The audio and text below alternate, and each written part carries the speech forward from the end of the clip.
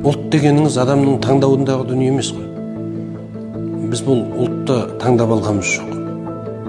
Бұл енді діни түсінікпен айтқан кезде тағдыр дейді.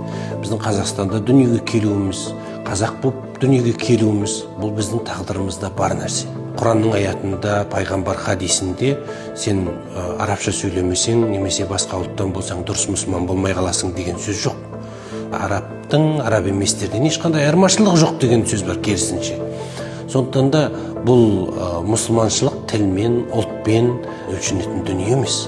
Сондықтан сіздердің түстеріңізге, сыртқы келбеттеріңізге қарамаймын, тек қана жүректеріңізге қараймын дейтін аят бар емес пе? Пайғамбар сол пайғамбарлықты алып келген кезде Меккеде 13 жыл бойы дінді уағыздады. Бірақ ол саяси билікке ұмтылған жоқ. Менің мақсатым, менің бұл жерге жіберілгендегі мақсатым мен саяси билікті қолға өткізу керек деген жоқ.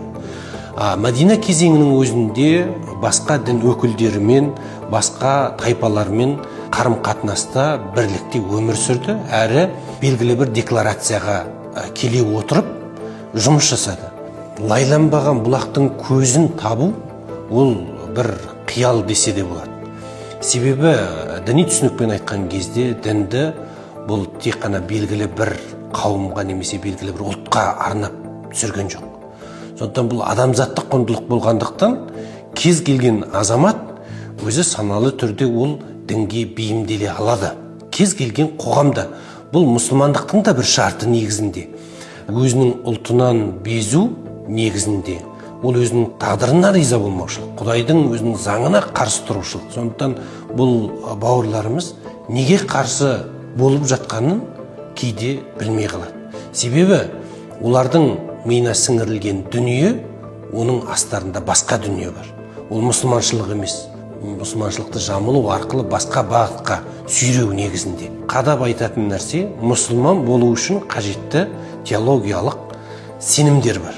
Ол сенімдердің тысында тағы да басқа бір сенімдерді алып келудің қажеті жоқ.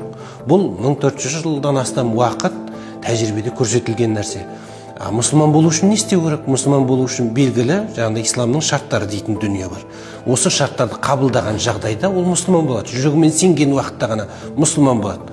Одан бөлек сен мұсылман болу үшін мұсылман қоғамында өмір сүруің керек дейтін тағы да басқаша бір 7-ші, 8-ші шарт жоқ.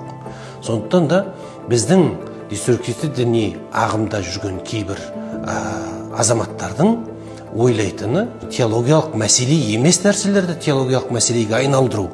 Сол арқылы өзін тығырыққа тіреу. Немесе ұстанушыларды тығырыққа тіреу арқылы радикалдандыру.